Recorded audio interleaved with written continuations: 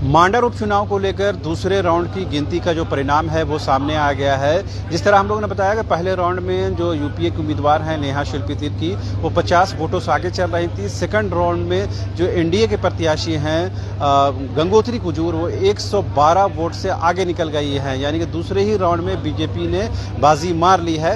इन तमाम विषयों पर बात करने के लिए हमारे साथ मौजूद हैं मदन।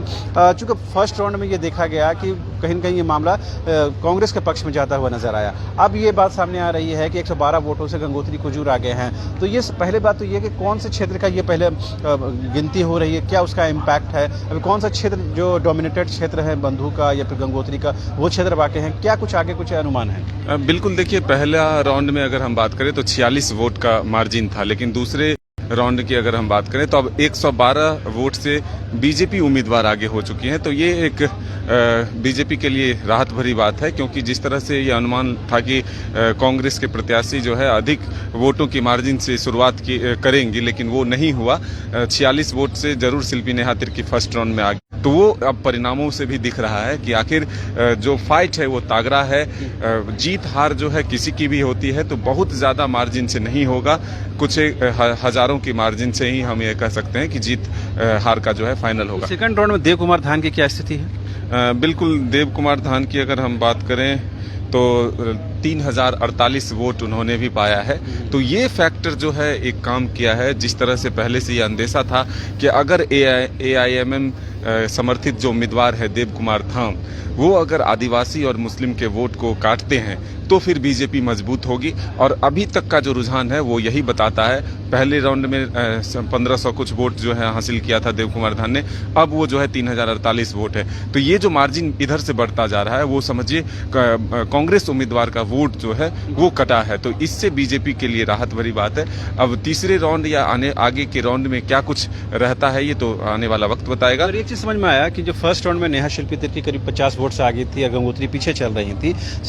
सेकंड राउंड में गंगोत्री उसको रिकवर करती हैं। साथ में ये देखिए देव कुमार धान पिछले फर्स्ट राउंड में करीबन 1500 वोट से उन्होंने प्राप्त किया था, इस बार 3000, यानी उनका जस्ट डबल हुआ है। जाहिर सी बात है जो एक डर और खौफ था कि वो कहीं ना कहीं मुस्लिम और आदिवासी वोट पर सेंधमारी करेंगे, अगर इसी तरह ट्रेंड चलता रहा तो जाहिर सी बात है ये कहीं ना कहीं जो रिजल्ट है वो यूपीए के पक्ष में नहीं जाएगा। बिल्कुल, देखिए यही एक फैक्टर था जिसको कि लोग पहले से अनुमान लगा रहे थे कि अगर AIMM यानी कि देव कुमार धान अगर वोट काटते हैं तो फिर इसका सीधा फायदा जो है बीजेपी को मिलेगा।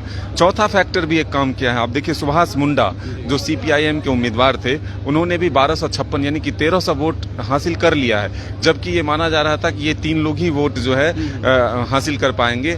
पहला नंबर पर शिल्पी नेहा तिर्की, दूसरे पर गंगोत्री कुजूर और तीसरे पर ये देव कुमार धान। लेकिन ये चौथा नाम जो सुभाष मुंडा का है वो अगर 1300 वोट हासिल कर लिए हैं 2 राउंड में, तो ये माना जाता है कि ये सारे वोट जो है वो कांग्रेस के हिस्से का ही कटा है और जो जिसका फायदा की बीजेपी को मिलता हुआ दिख रहा है जी।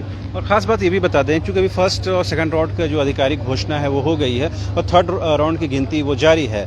इस बीच हम लोगों ने कोशिश की है कि जो प्रत्याशी हैं उनसे भी बात की जाए। हालांकि चूँकि दूसरे राउंड के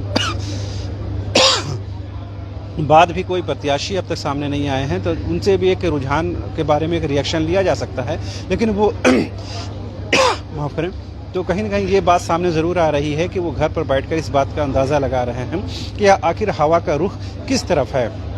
चूँकि पहले में कांग्रेस फिर बाद में बीजेपी, ये कहीं ना कहीं बताता है कि ये फ्लक्चुएशन अभी चलता रहेगा और जैसे जैसे वोटों की गिनती आगे होगी ये फ्लक्चुएशन बढ़ता हुआ जाएगा।